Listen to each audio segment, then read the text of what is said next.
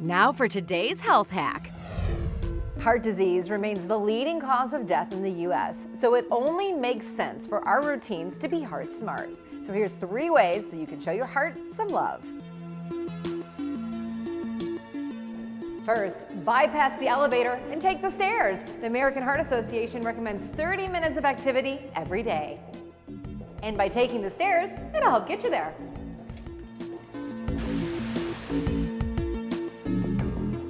And second, get rid of junk food and make your meals nutrient-rich. If you're eating things like vegetables and whole grains, they can help control weight, blood pressure, and cholesterol, all part of maintaining good heart health.